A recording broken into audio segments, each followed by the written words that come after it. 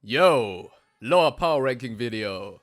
Let's go! First, I will go over each generation's members and all the relevant powers and abilities when it comes to combat. I will do this with every HoloEN generation, and when we are done with all 4 generations, I will put them up against each other and we will see who would be the victorious one at the end. All the information I will be using is from the virtual YouTuber wiki as well as the Unnatural World wiki on fandom. And let me tell you, I was surprised from the research. I had my expectations about the power level of each member, but that one wasn't really met. In case I missed something, which might very well happen, please correct me in the comments. I would like to start with Gura, because she's a dodgy case. So the facts we have is that she's from Atlantis and she's a shark girl. We also know that she wields a trident. And I kid you not, this is the only information we got about her that is relevant for this video. No abilities, no special attributes, nothing. Atlanteans and shark girls are also fictional, so it's kinda hard to just research on them to find out what she can do. Now things we can reasonably assume are that she has superhuman strength, superhuman speed, and also superhuman resistances. After all, it's safe to say that she's probably stronger than just a normal shark. The Hololive community also likes to depict her that way. Now, this is not facts right here, but I think we can all agree that it's also not too far-fetched. Let's continue with Kelly, who I was sure would be the strongest member of Myth. But let's see. Kelly is a Shinigami and has a scythe she can summon at will. So Shinigamis are not a real thing either.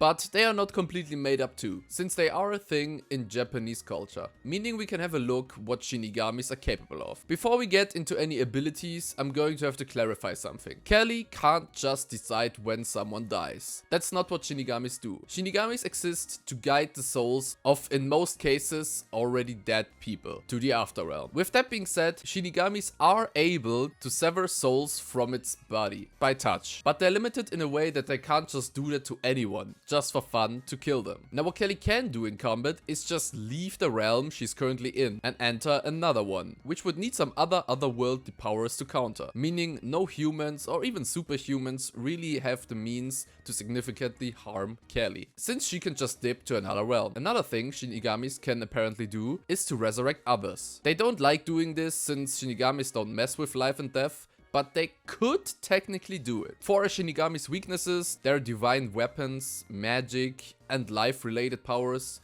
We will see if any of these will make a difference when we eventually get into the fights.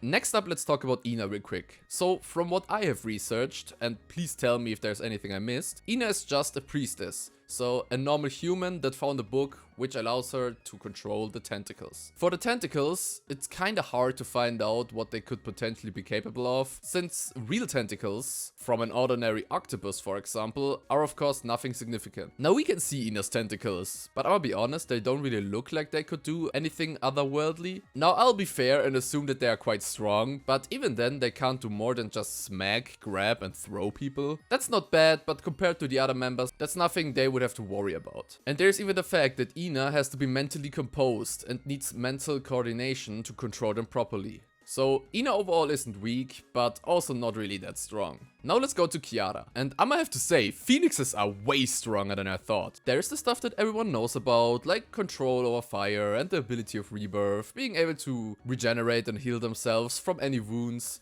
So that's pretty neat. But then there is stuff I personally had no idea about. Like that phoenixes are faster than light and are able to teleport freely. Oh, and of course they can shapeshift as well. Might not be super useful in combat, but hey, why not? But don't worry, I'm not done. The worst thing comes now.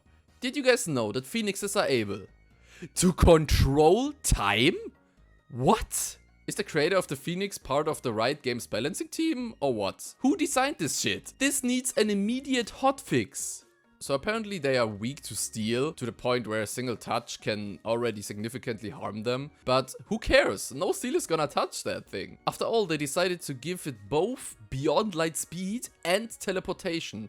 You know, just in case being faster than light wasn't enough. And now just think about that. Kiara is capable of all of this. And on top of it, that's now a Kiara thing, not a Phoenix thing. She can also revive others with her feathers. Nice. Awesome. I don't think I need to say more. Kiara is such a powerhouse, it's honestly insane. Finally, we have Ame. And unlike Kiara, I already knew what she's capable of.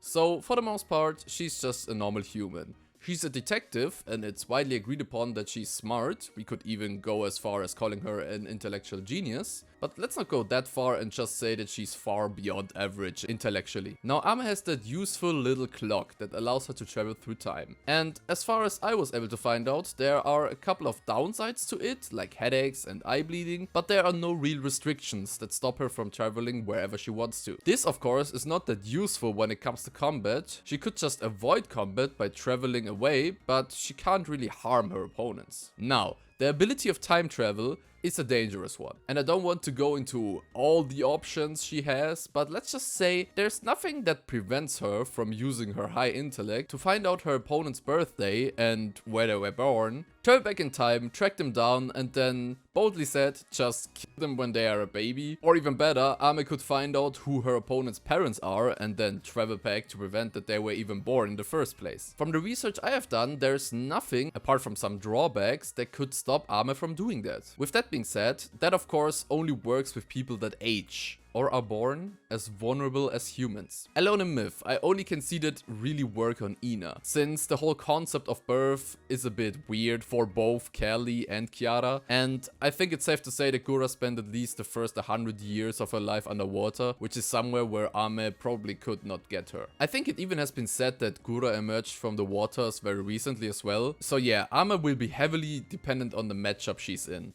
That concludes the first episode of this little series. Next up will be Promise, so if you don't wanna miss that, make sure to subscribe. See ya.